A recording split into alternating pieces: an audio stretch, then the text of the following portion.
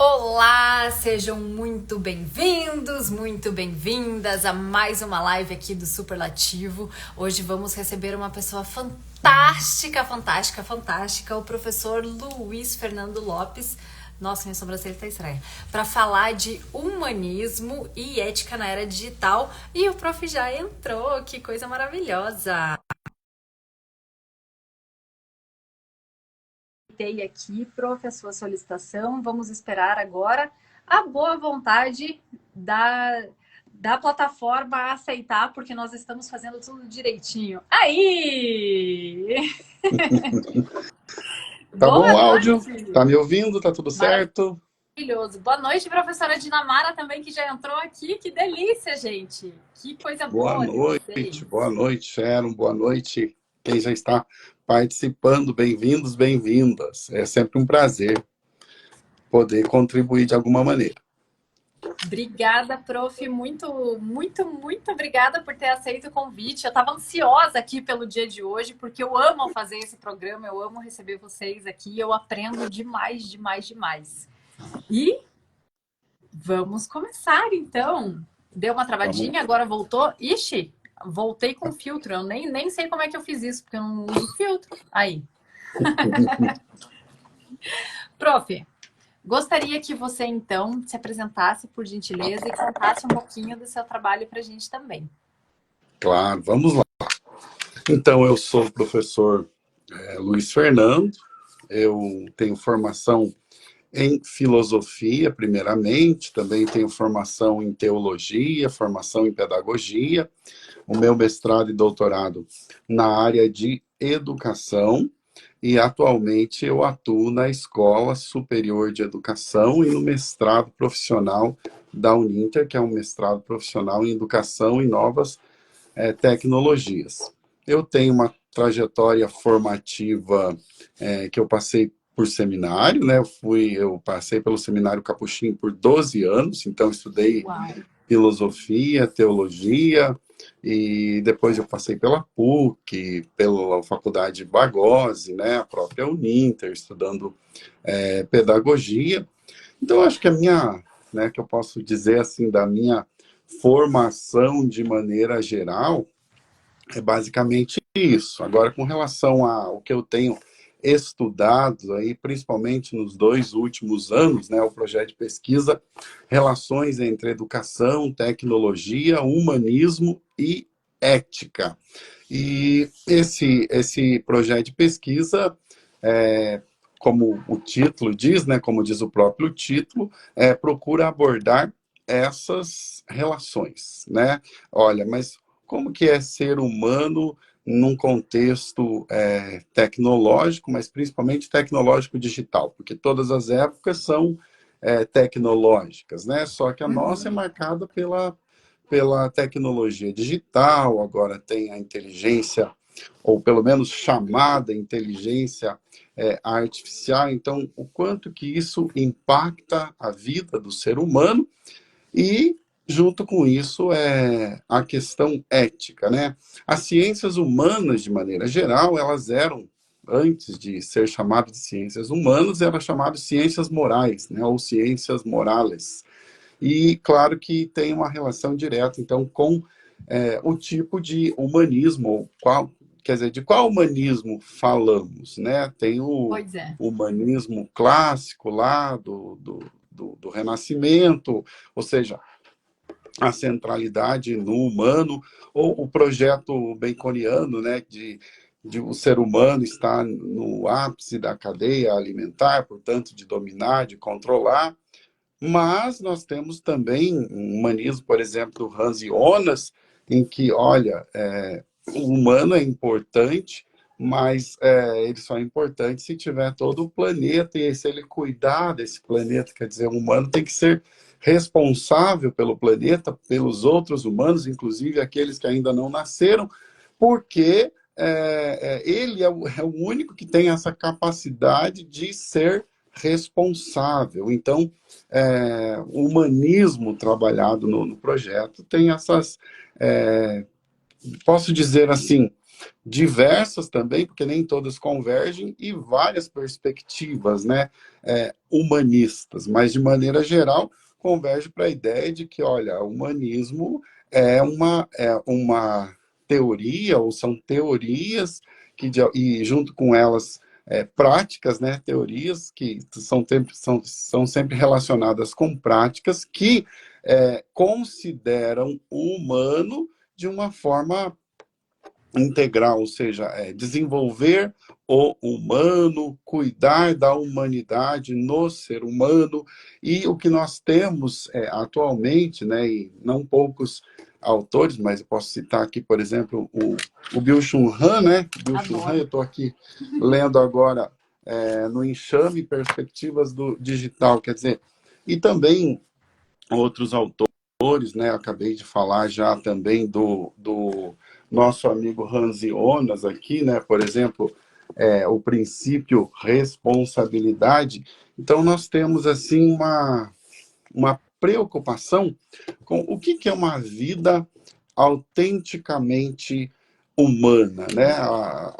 O digital é uma criação do humano, não de um único, embora na ciência acontece isso, na filosofia, quer dizer, aparece um conceito, aparece uma teoria, aparece uma tecnologia nova, muitas vezes lá o inventor, né, que acaba sendo aqui levando toda a fama, mas tem todo um trabalho, às vezes, de pesquisadores, a própria história e condição da humanidade que contribuiu para chegasse num estágio de amadurecimento que tornasse possível aquela teoria ou aquela tecnologia, e isso muitas vezes não é lembrado, né? O que fica olha, mas quem inventou a lâmpada foi fulano, quem fez...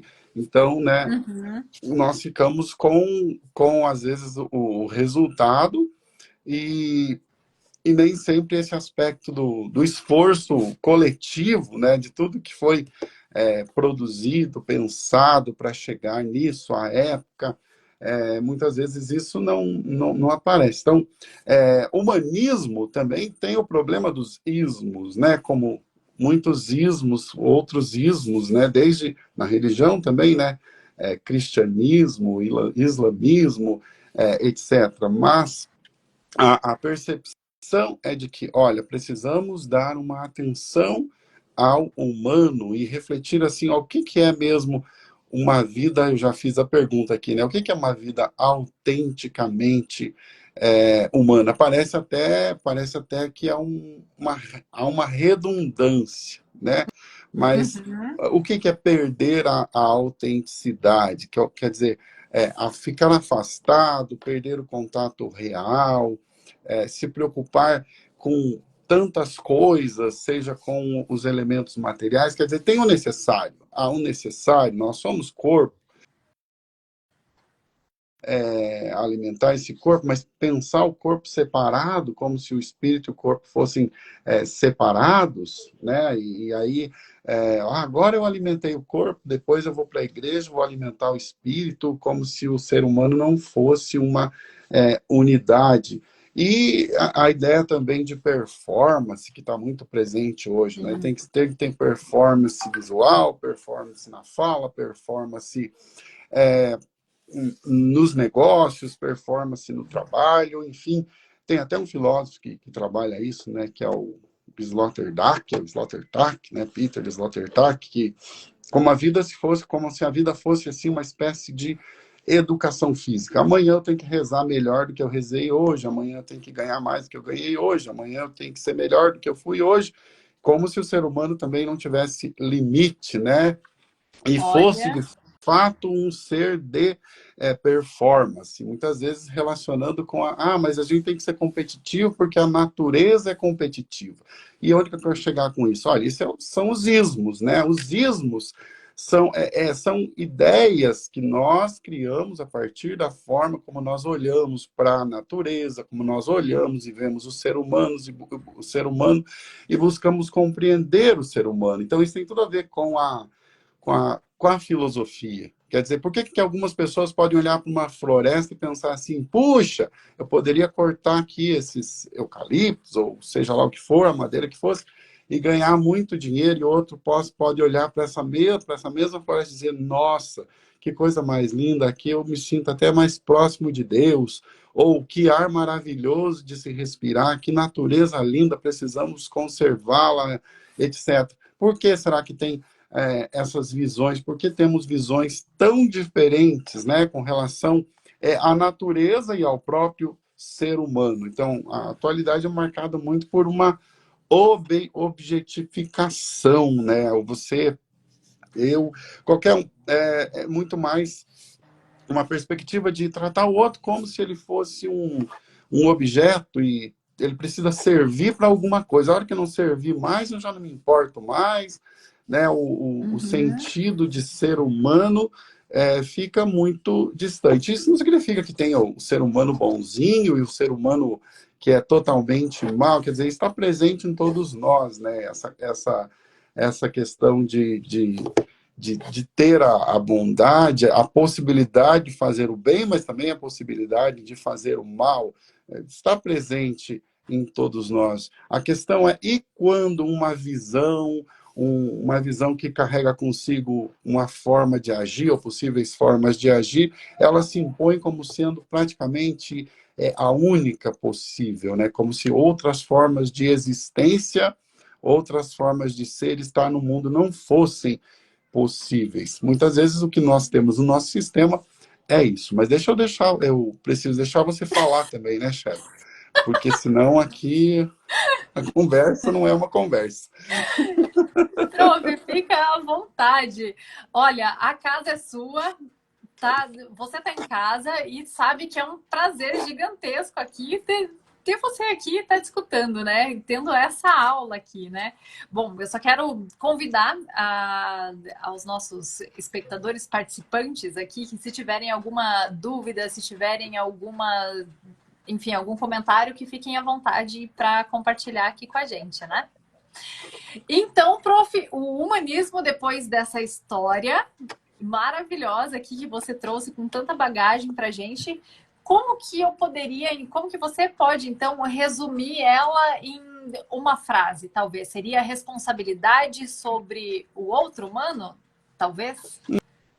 É uma possibilidade, ou seja, o humanismo é toda ideia, ação que busca valorizar o humano e aquilo que o humano tem de mais genuíno, né? Aí você pode, será que é a capacidade de sofrer, né? Nós compartilhamos, por exemplo, a capacidade de sofrer. E a gente vai além daí daquela noção lá aristotélica, o homem é um animal racional e é um ser capaz de linguagem, né? Nós, por sermos capazes de linguagem, nós podemos nos associar, daí nós fazemos política, né? E as nossas ideias, as nossas ações, então são ações políticas, né? Paulo Freire, a educação é um ato político, mas a educação é possível também porque temos a linguagem, então, e linguagem aqui não resumida apenas à fala, né? Mas a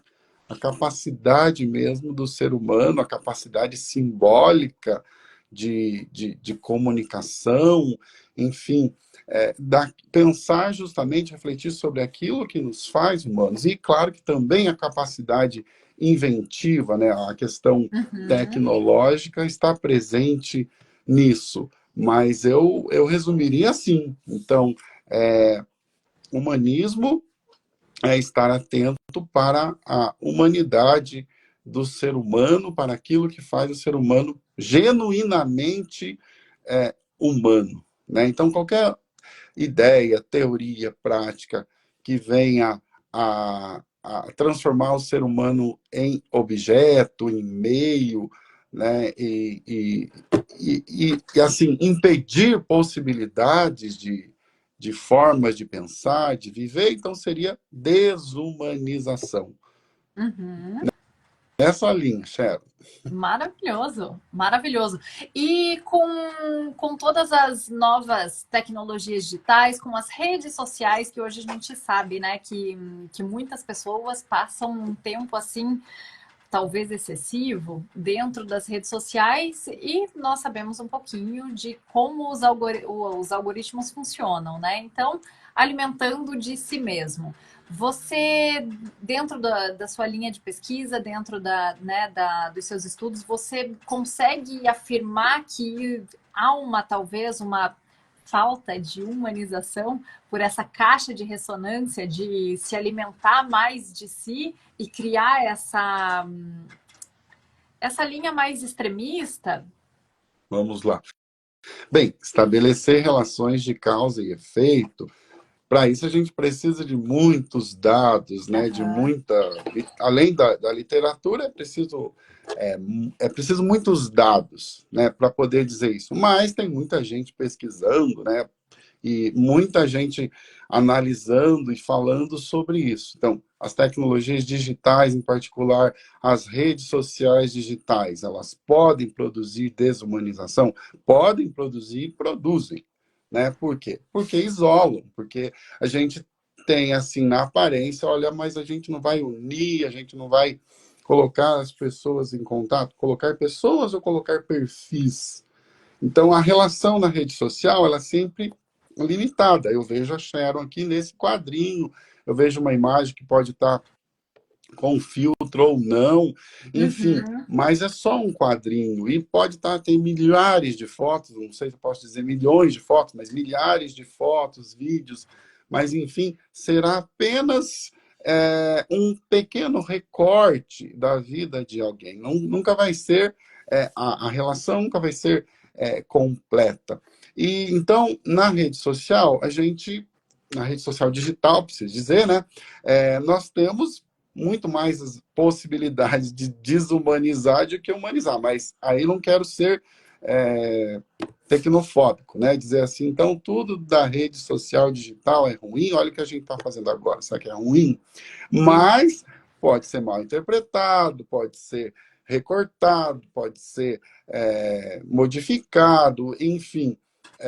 A questão e o problema também, e se a gente reduzir, então, as nossas relações sociais apenas a relações sociais digitais, a relacionar-se com o mundo apenas pela janela do digital. Quer dizer, aqui nós temos janelas, ou Windows, para dizer o nome do sistema operacional, que conectam com outras janelas. Né? E a gente, mas aqui na internet a gente abre uma janela e vê o mundo. Será mesmo? Qual é a diferença, então, em ter contato? Eu falei agora há pouco do exemplo da floresta, da natureza, né?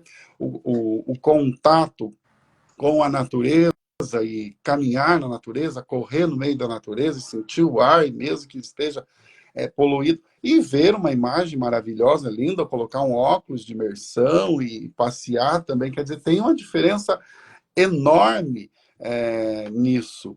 E aí, será que o humano, então, ele é feito apenas para o digital? E aí o problema, né, acho que você falou já da bolha ou da caixa de ressonância, ou seja, se eu começo a assistir vídeos e a ouvir opiniões, olha, essa não me agrada, essa me agrada, então eu quero ver esse mundo, eu quero dessa forma, não quero daquele jeito, então eu fico ali dentro de uma bolha e, ao mesmo tempo, na caixa de ressonância. Quer dizer, eu escuto aquilo só que eu digo, que eu quero ouvir. Mas veja como a vida aí ficou pequena. Quer dizer, cadê a possibilidade de diálogo no espaço virtual? Então, aqui é um espaço muito mais onde todo mundo quer falar, que é um espaço mais barulhento do que o espaço da internet. Todo mundo quer falar, todo mundo quer postar, e mais do que isso, não é só quer, pode fazer e faz. Então, não tem aquela sociedade mais mediatizada. Quer dizer, olha, na televisão você tinha um filtro e tem ainda, quer dizer, vai a matéria, alguém vai analisar, vai publicar ou não vai no jornal, e assim por diante. Mesmo na internet, isso é possível, quando você tem uma editora, quando você tem uma organização, um controle nesse sentido. Mas, de maneira geral, olha, se eu quiser publicar um livro, eu posso ir para a editora para dizer, olha, vai para casa, escreve de novo, não gostamos, etc. Isso aconteceu com grandes, até eu acabei de citar aqui o Hans Jonas, né? Isso aconteceu com o livro dele, depois ele escreveu novamente. E no nosso caso, não, olha, eu posso escrever e publicar, né, um livro inteiro, um comentário, enfim, o outro pode nem ler o comentário, não gosta dessa pessoa, já vou falar mal dela. Então, perdeu essa mediatização. E Aham. também a questão do silêncio, né? Não tem o silêncio que permite a reflexão, analisar, ou como escreve aqui o Byung-Chul Han, quer dizer, quando você ia mandar alguma coisa, você lia no jornal alguma coisa, ficava indignado, ou você ia escrever a caneta, ou na máquina de escrever, só o tempo de você ficar Uhum. sentado ali, a raiva já passava, né? Pelo menos em parte essa raiva já. Agora não. Não gostei do que o professor falou, do que alguém falou, já coloca ali o comentário na rede social toda.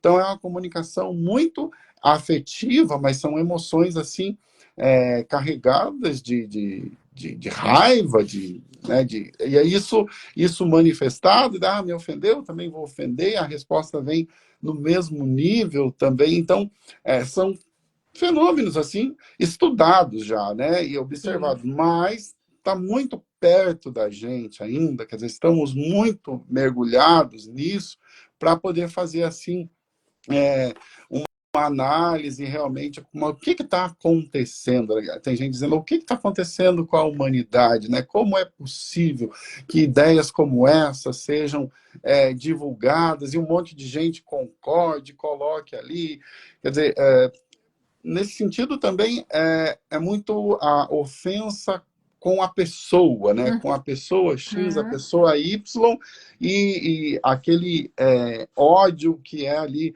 manifestado, e geralmente tem algum interesse também com relação a isso. E às vezes é a atitude mesmo, né? O que fez, o que deixou de fazer, e aí aquilo vamos dizer, a pessoa é massacrada ali na rede social, talvez pelo que ela fez, ou porque alguém convenceu de uma perspectiva no quadrinho, como eu falava, de que foi aquilo que ela fez. Então, veja, e aí vem a produção de fake news. Então, quer dizer, tem um ônus também e muitos problemas que vêm junto com as possibilidades que as redes sociais digitais, a internet como um todo, ela trouxe. Quer dizer, olha, eu poder transferir um arquivo, eu poder fazer uma transmissão, se fosse numa TV aberta ou fechada, talvez isso aqui que a gente está fazendo não seria possível, Uhum. né? Por causa do custo, porque não Sim. seríamos convidados, etc. Talvez seríamos, mas então nós temos muitas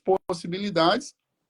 Por outro lado, o fato de, olha, já que todo mundo pode falar, já que todo mundo pode falar ao mesmo tempo, isso causa muito barulho, muita confusão. Então, isso impacta, lógico que isso impacta na maneira como as coisas são produzidas e no processo de comunicação como um todo. Quer dizer, é uma comunicação que é imediata, então não tem mais mediação, e aí a gente vai pensando, e o impacto disso na política? Quer dizer, agora, por que eu tenho que ter representantes, se eu mesmo posso vir aqui dizer o que eu acredito, como eu acho que a sociedade tem que ser, como eu acho que a sociedade tem que se organizar? Aquele papo que era do churrasco, aquela bobagem que era falada na mesa ali, agora cria um meme, ou ela é gravada e é colocada na rede, daí o outro, né, daí vem a caixa de ressonância também, e o outro, tem razão, é assim, então muito pouca reflexão, né? Muito É. pouco silêncio, parece que o silêncio é tédio, quer dizer, a comunicação no virtual, ela Sim. praticamente exclui toda a negatividade, mas a negatividade também é necessária para a reflexão. Não, mas se eu tiver um pouco de tédio, significa que eu não sou uma pessoa de sucesso, eu não tenho uma boa Não sou performance, produtivo, né? né? Não sou produtivo, tempo produtivo para quem, para quê? Então, produtivo, quer Aham. dizer, alguém entediado, alguém triste, deprimido, não que tenha que ser assim, não é isso que eu estou defendendo, mas por que excluir toda a negatividade? E a gente sabe que daí excluir toda a negatividade vai ser pura aparência, né? Porque isso faz parte do humano, né? Então, Sim. colocar um mundo na rede social que não tem negatividade é totalmente ilusório, né? Realmente é um virtual muito ilusório. Então, isso gera problemas psíquicos de toda a ordem, né? Em termos de, olha, mas por quê, né? Olha, eu tô assim, mas é melhor eu dizer que tá tudo bem, vou colocar aqui, tá tudo as Negação, né? mil maravilhas, ou mesmo o contrário também, né? Olha, se vai gerar like, então eu vou, olha, gente, eu sou um Uhum. coitado aqui, olhem para mim. E isso, então, olha, como é possível, né? Fazer até campanha em cima disso, ajudem a pessoa, olha, está bom. E às vezes é tudo falso também. Então, Uhum. são possibilidades, ao mesmo tempo, de você fazer coisa muito boa, mas fazer coisas muito más, né? Com isso. Por quê? Porque a escala é muito grande. Então, é possível, as coisas podem viralizar, as coisas podem Sim. tomar uma dimensão gigantesca e, pelo menos por algum momento, né?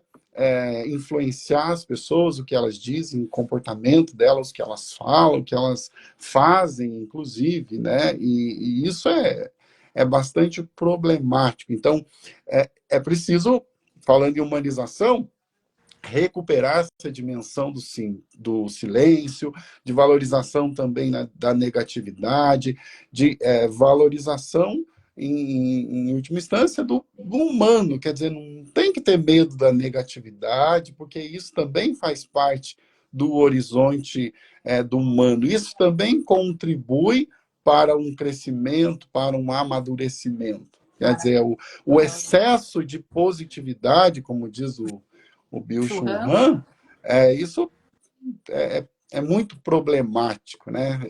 Esse performance que é excessivamente positivo. É ilusório, né? Porque a vida também tem essa marca, a vida é muito mais dialética, né? Tem tese, tem antítese, tem a síntese, que é uma nova tese, e assim é um movimento, né? O Kant dizia Uhum.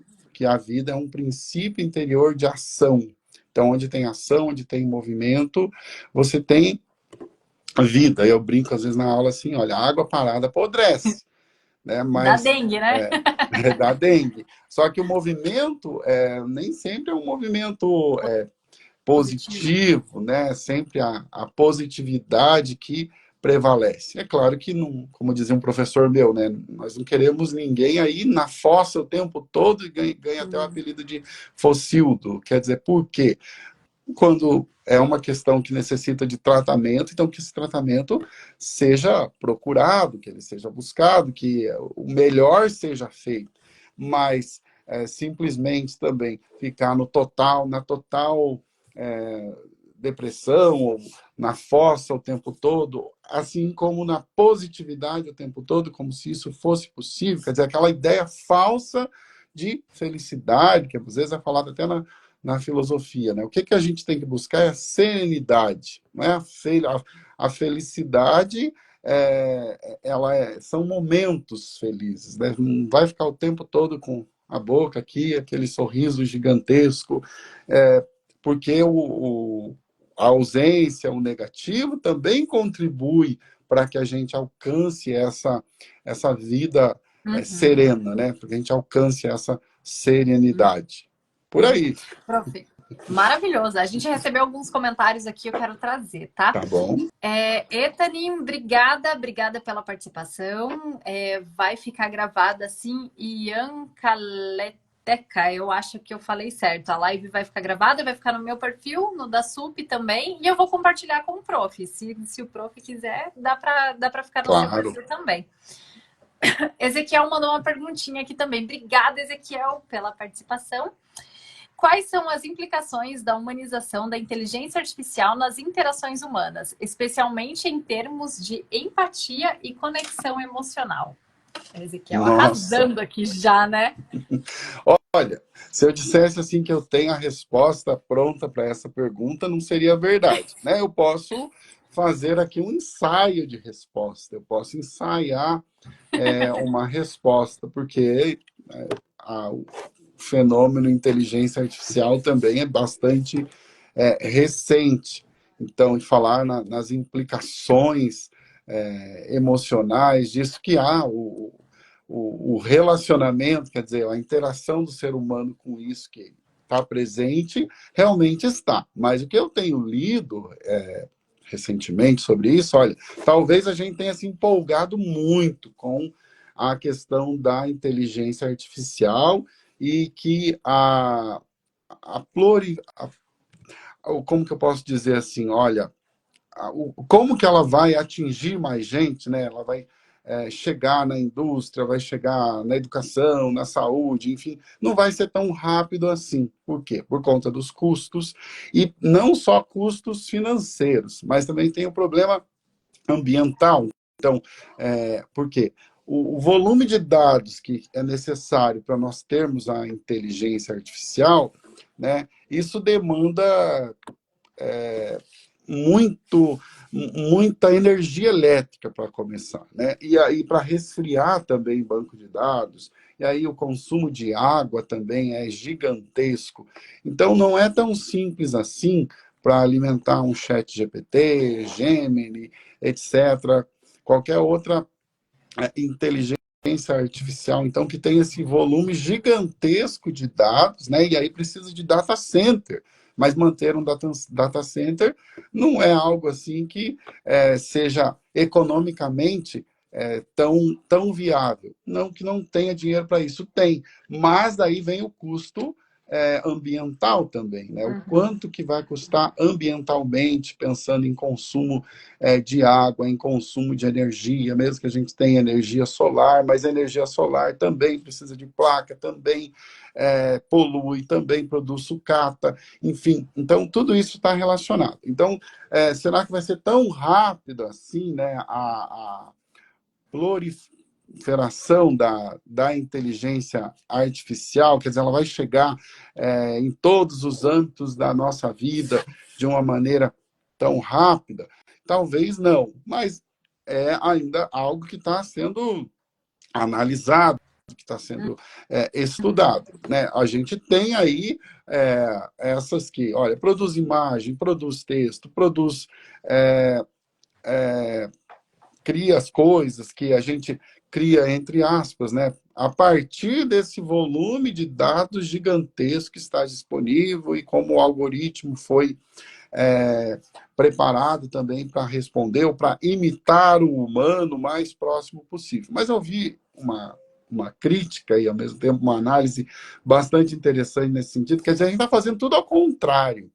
A gente tinha que fazer muito mais, pensar a IA, olha, a IA para fazer, para lavar louça, para fazer o trabalho pesado, já tem, vai dizer, mas já tem lava-louça, né?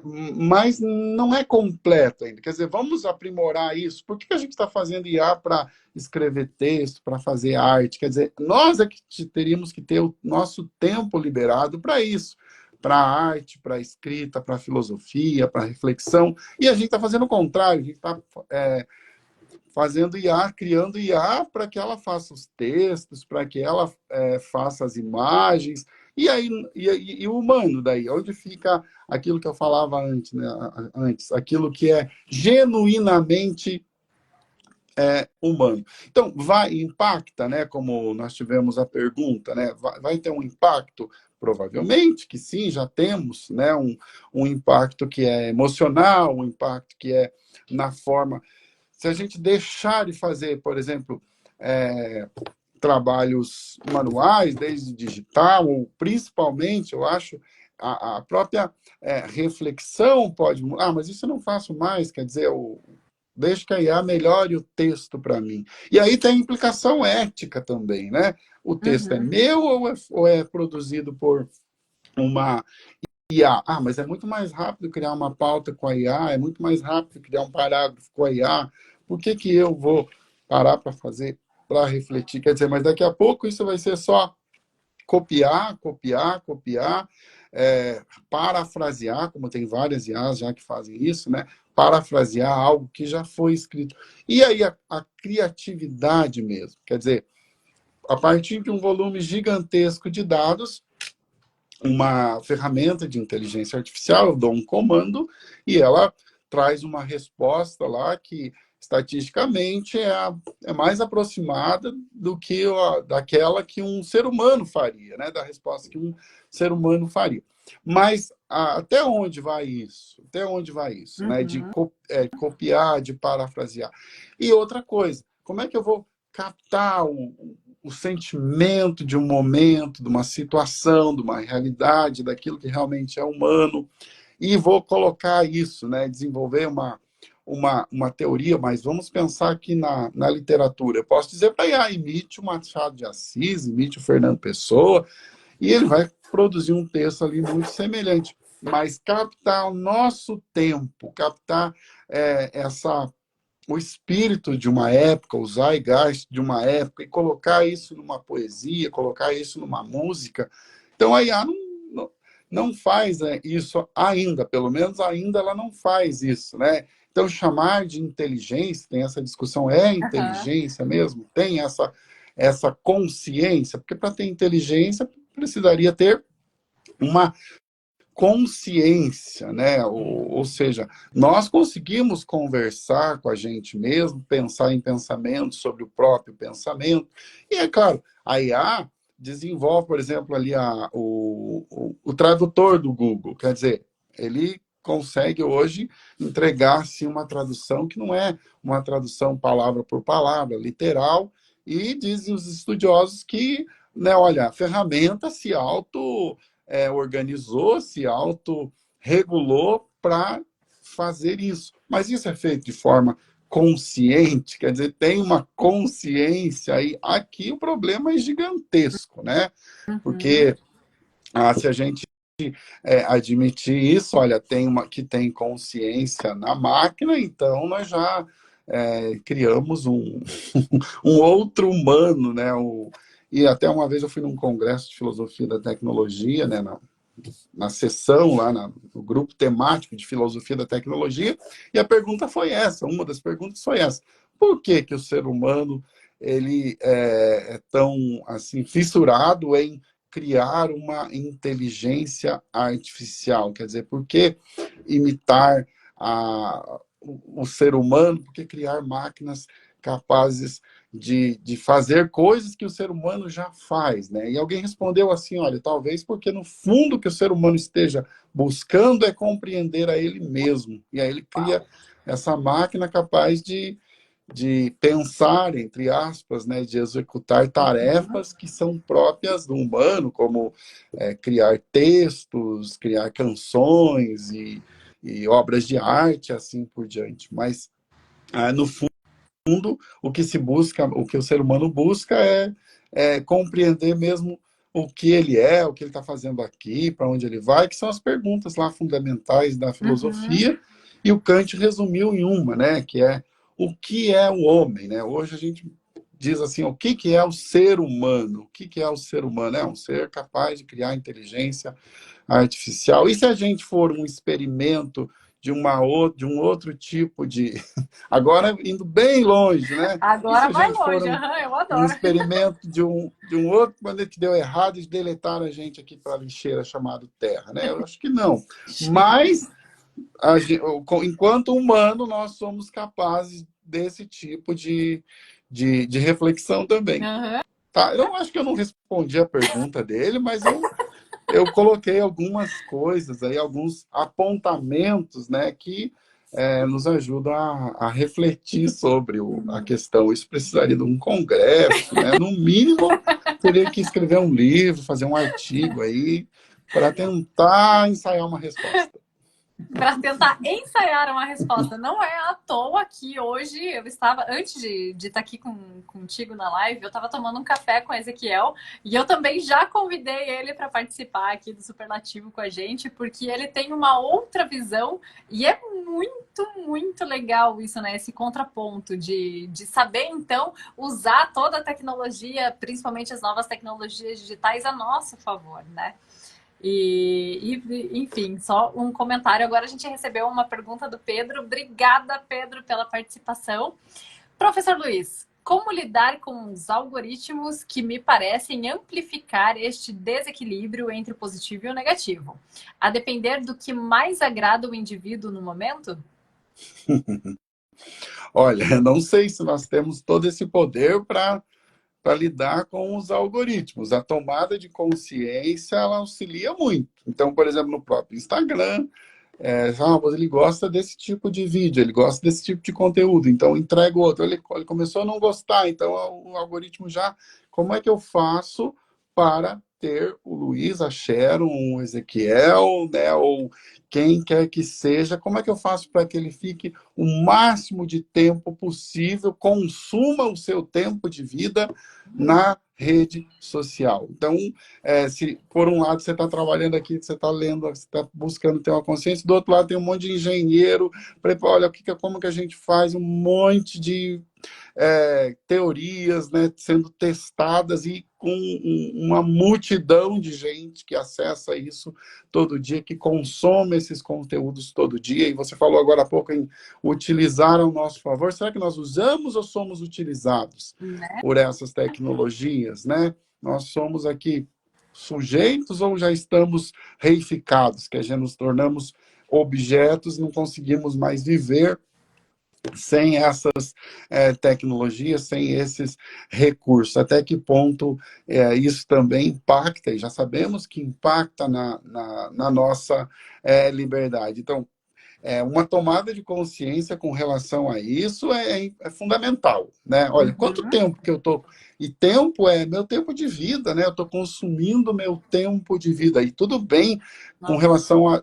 mas eu ganho meu sustento aqui nessa rede. Eu compreendo, mas e quem não ganha sustento nessas redes, né? Que precisa realmente... Então, está consumindo tempo de vida Uhum. e muitas vezes, puxa, mas eu aprendi alguma coisa. Sem dúvida que a gente pode aprender muita coisa, né? Hoje ainda conversava com alguém, olha, eu sei fazer isso e essa comida, aquela, e pratos assim bastante exóticos, mas onde você aprendeu tudo isso? Ah, aprendi no YouTube.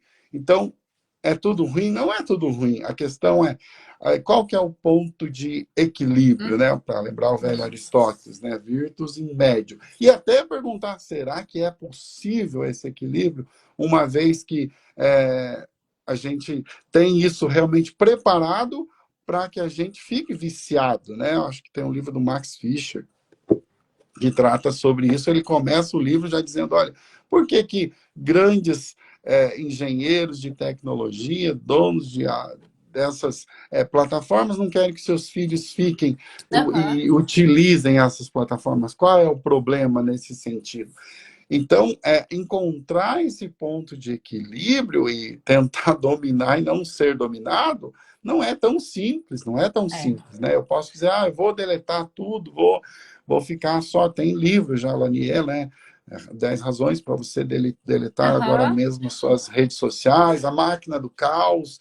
Então, gente falando isso não Tem. falta, né? E então é preciso, assim, eu penso que começar por uma tomada de consciência, mas vai ter um monte de gente dizendo, não, mas é positivo, faça uso, se você não estiver na rede social, você não existe, se você não der conta da sua vida digital, você não o teu ser é incompleto nesse mundo. Será que é? Não é, né, gente? A gente... Quem nasceu depois das redes digitais pode até considerar, redes sociais digitais, pode até considerar que elas são imprescindíveis, mas quem conseguiu viver muito bem antes delas sabe que isso é possível, né? E a gente pode até pensar, será que elas têm uma vida longa mesmo? Vai acontecer a Pois mesma é. coisa que aconteceu com o Orkut, Uhum. né? Que foi grande, mas Passou. acabou. Outras vieram. Então, também com relação a essas redes que nós temos, podem surgir outras. A questão é muito tempo de vida sendo consumido, né? Nosso tempo. Mas se a gente não fizer isso, a gente vai fazer o quê? Opa, então por que que a vida se tornou isso, né? Por que que eu não sei fazer outra coisa se não for ficar ali passando o dedo, né? E assistindo vídeos, postando comentários, ficando com raiva, ou dando risada, o que não tem nada de mal nisso. Mas veja, e a vida social? E a vida coletiva? Quer dizer, a rede social individualiza muito, né? Uhum.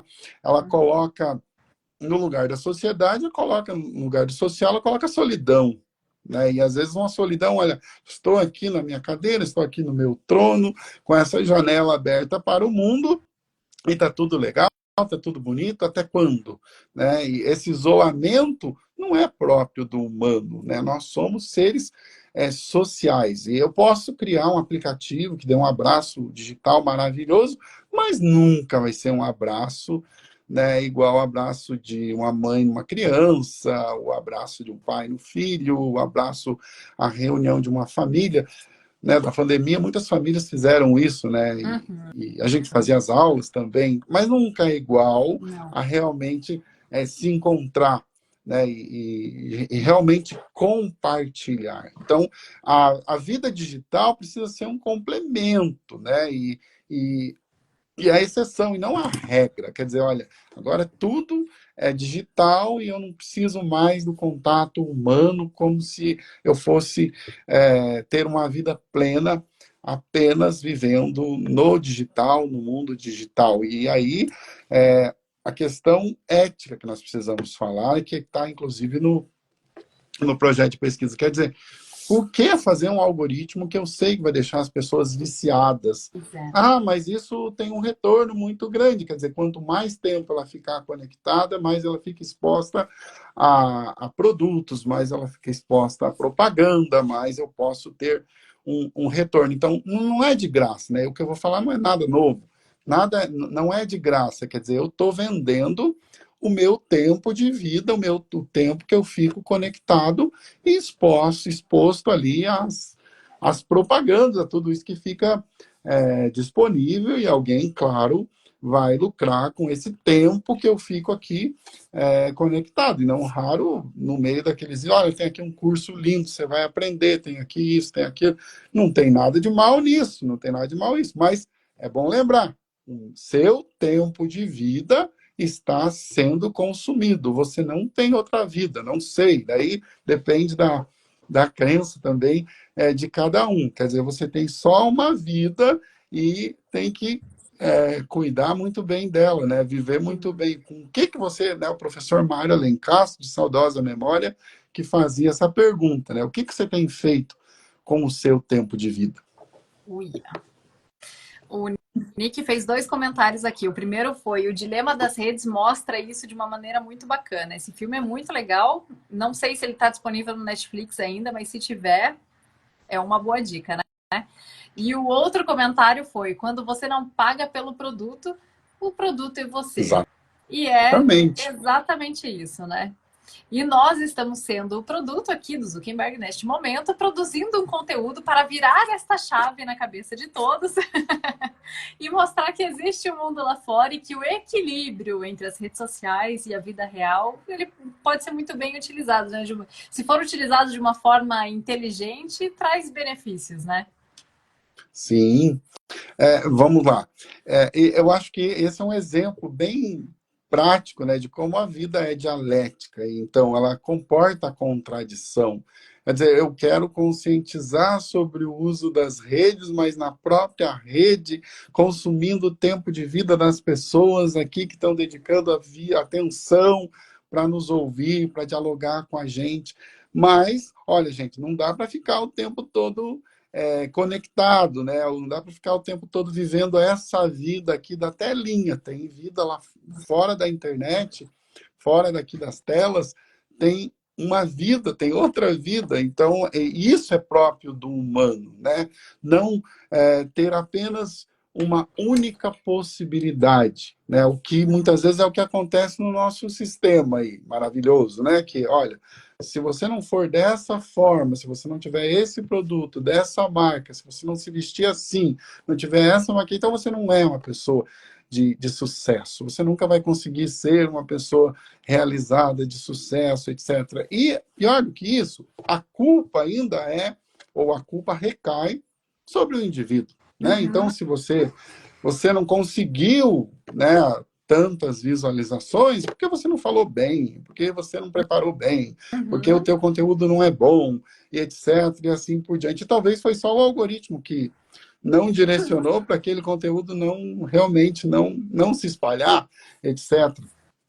Então, na forma como as coisas são colocadas, essa vida assim muito superficializada, muito baseada no que aparece, né? tenho uma palestra que às vezes eu falo, e eu digo assim, olha, o mundo contemporâneo ele tem os seus templos, né? E o templo do ter, o templo do poder. Tá aqui, tá tudo certo. Ó, o templo do ter, o templo do poder, o templo do prazer e o do parecer ser. Né? O templo do parecer ser são as redes sociais. Né? Eu posso tentar ser o mais autêntico possível, falando, as pessoas estão me ouvindo, mas é só um recortezinho do que eu sou. Né? E talvez não esteja muito distante para as pessoas me conhecer. Talvez tenha, olha, tem que comer um prato de arroz e feijão, tem que sentar junto, tem que conviver, tem que calçar a sandália e caminhar um pouco junto comigo. É diferente, né, do que simplesmente, mas eu acompanho, eu conheço, eu acompanho nas redes sociais. Tem gente que eu vou contar toda a minha vida, que vou expor toda a minha vida, né, do dia a dia até do banheiro, etc.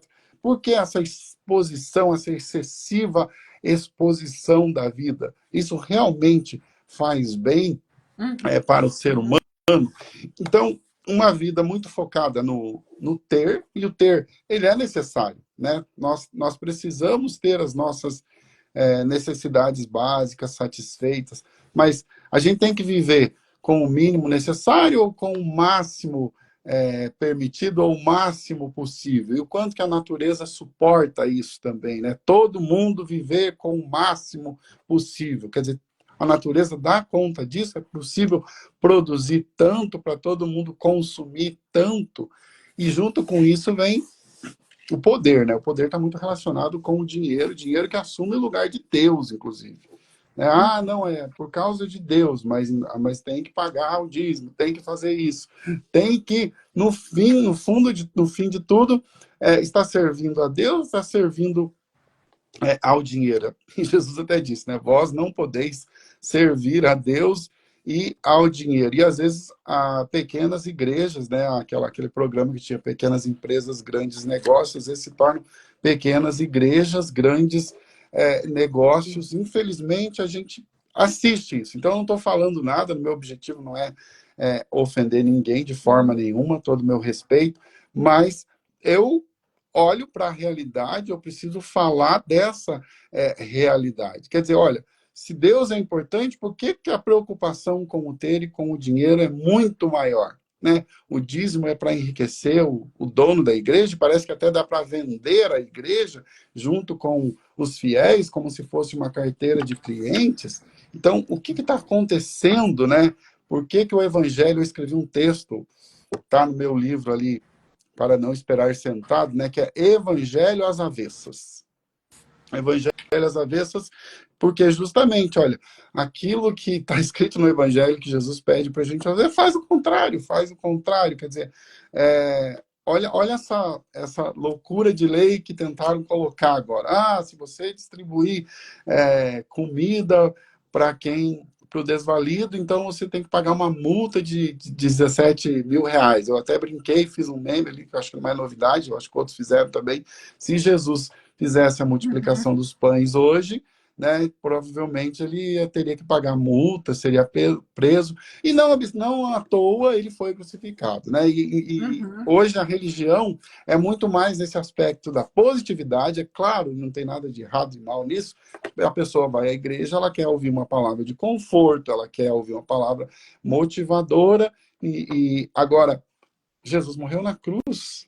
Então, olha, o sucesso dele foi morrer na cruz. O herói da religião cristã é um herói que morreu na cruz, e isso talvez não seja algo assim tão agradável para alguns. Né? Ele diz, olha, quem quiser me seguir, tome a sua cruz e siga-me. Não é pegue o dízimo da minha igreja e fique milionário, né? Com a contribuição dos fiéis, prometendo a eles um céu, uma vida futura maravilhosa, e não importa as maldades, os sofrimentos que tenha que passar nessa vida. O céu também tem que começar aqui, mas não apenas um céu material, um céu que exclui praticamente a espiritualidade, exclui Deus, ainda que muito se fale de Deus, né? De que Deus se fala?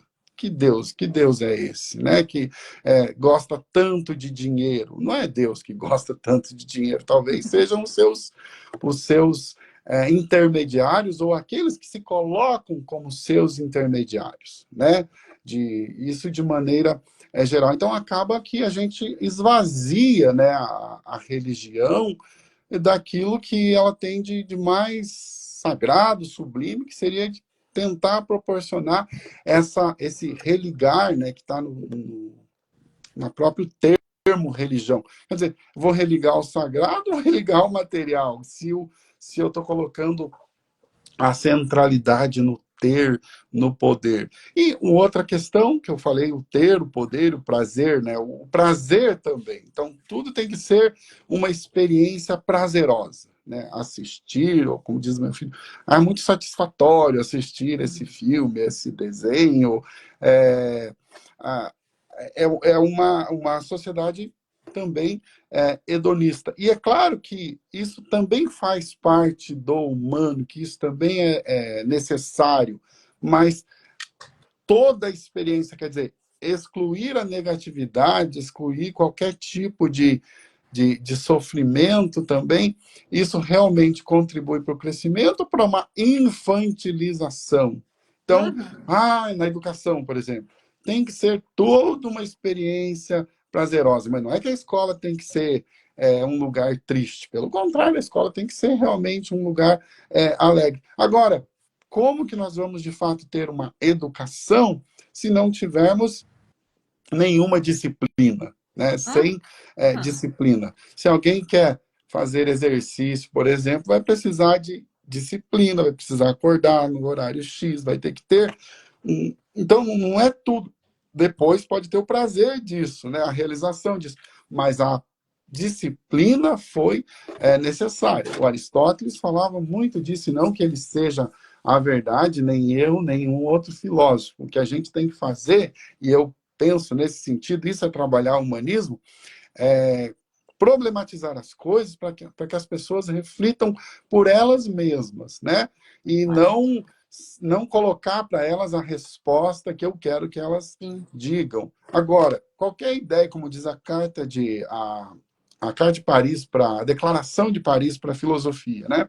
Qualquer ideia que venha a ferir a dignidade humana, então você não pode considerar isso como filosofia, né? Se nós temos ideias, propostas que vão contra a dignidade humana, e a gente pode dizer aqui direitos humanos, então não dá para chamar isso de filosofia. Isso é desumanização, né? Como, por exemplo, proibir as pessoas de serem caridosas, independente do interesse ou dos interesses que elas têm em fazer isso, ou das motivações, pode ser religiosa ou não, né? Impedir isso e querer a morte do outro não faz nenhum sentido, é totalmente desumano, né? E também rebaixar a religião ao material, a um elemento de mediação para você conquistar lucro, riqueza, enfim, também diminuir demais o humano, né? Porque, olha, vamos por esse caminho porque as pessoas acreditam, as pessoas estão sedentas, todo mundo vai acreditar e aí é possível enriquecer. Quer dizer, isso é de uma maldade gigantesca. Nossa, E como que a gente pode fazer frente a isso? Com a educação, né? Só que a educação também é um território que está em disputa, justamente porque ela tem um pode potencial gigantesco, né? ela tem um potencial gigantesco de emancipação, né? E muitas vezes, olha, é mais fácil dar a resposta pronta, dizer, olha assim, já tem uma sociedade, ela tem que ser organizada desse jeito, essa é a melhor sociedade, está aqui. Puxa vida, nós não temos mais abertura para o novo, para criar o novo, para viver o novo, querem nos impor, colocar para a gente desse jeito, a ordem que nós queremos é essa, acabou, não tem mais jeito. Então, é um controle, né, sobre a educação, ainda que seja feita em nome de uma suposta defesa da liberdade. Ah, você vai ter liberdade para escolher o itinerário. Daí depois a escola só oferta um ou dois. Não tem liberdade nenhuma. E nem aquele que é ofertado é completamente ofertado. Então tudo vem muito empacotado, né? Muito enlatado, ainda que no campo ideal e no campo midiático ou da propaganda, aquilo pareça lindo, maravilhoso e a melhor proposta possível. Cheryl. Nossa, e olha que maravilhoso, porque você trouxe todo esse tema que a gente nem tinha comentado, né, sobre ele. E a live de semana que vem vai ser com outro filósofo, porque eu tenho um crush por vocês todos. É uma linha que é maravilhosa, que é incrível, e um dia eu espero cursar filosofia também, daqui né, num futuro não tão distante. E na próxima semana a gente vai receber aqui o professor Humberto, da Universidade Federal de Juiz de Fora, e a gente vai tratar exatamente sobre isso, sobre o poder da dialética, não só neste campo filosófico, bem entre aspas, mas trazendo ele para a fisiologia também, porque sim, a dialética, né, o conversar com o outro, ele estimula a neuroplasticidade. Uau! Né? Então, quando a gente traz para esse campo mais físico, palpável, talvez seja um pouco mais fácil das pessoas entenderem. E a gente trouxe todo essa pauta, né? Justamente por questões religiosas. Então, vamos caminhar por essa tríade, né? Entre a ciência, a filosofia e a teologia. Porque eu escutei de diversos lugares que questionar atitudes de superiores religiosos era pecado. Então, daí que veio tudo isso, né? Prof, deu 1 hora já, o tempo voou, porque eu quero continuar aqui Voou por mais mesmo. umas 3 horas. E a gente só começou. Como assim? Foi muito rápido. Então, infelizmente, para a gente encerrar, mas eu já quero deixar o convite aberto aqui para próximas, para a gente falar mais sobre isso. Nem chegamos na moral e ética. Meu Deus, tem muito Umas conteúdo. pinceladas apenas. Sim. Gostaria que você deixasse, por gentileza, uma sugestão de filme ou de livro para o pessoal aqui poder consultar depois e aprofundar um pouquinho mais sobre esse tema. Claro, claro. Olha, vou deixar aqui um filme brasileiro, né, do Glauber Rocha, Deus e o Diabo na Terra do Sol, fácil de encontrar na internet, no YouTube, né? E livro, eu acho que esse aqui é um bom pedido. Olha, do Hans Jonas, né, o princípio, responsabilidade, ensaio de uma ética para a civilização tecnológica. Também tenho lido aqui, né, esse livro aqui é Um Neo-Humano, da Lúcia Santaella, a sétima revolução cognitiva do Sapiens. Eu acho que são boas leituras assim para o nosso tempo. Maravilhoso, maravilhoso. Mais uma vez, prof, muito, muito, muito obrigada pela sua participação, pelo seu tempo, né, de vida que você dispôs para estar aqui com a gente, trocando essa ideia, trocando esse conhecimento maravilhoso. E vou lembrar o pessoal que essa live vai ficar gravada, né? Daqui a pouquinho eu já compartilho ela contigo e daqui a pouquinho eu subo ela para o YouTube também. Tá bom? Eu que agradeço, Sharon. É sempre assim uma satisfação e espero de alguma forma também ter contribuído com aqueles que dedicaram esse tempo de vida para nos ouvir. Maravilhoso. Com certeza, eu já aprendi muito. Obrigada, prof. Obrigada, pessoal. E daqui a pouquinho eu disponibilizo tudo aqui. Para quem não conseguiu assistir inteiro, tem a oportunidade, então, de ver. Brigadinha e até Valeu, semana que gente. vem. Até. Valeu. Tchau, tchau.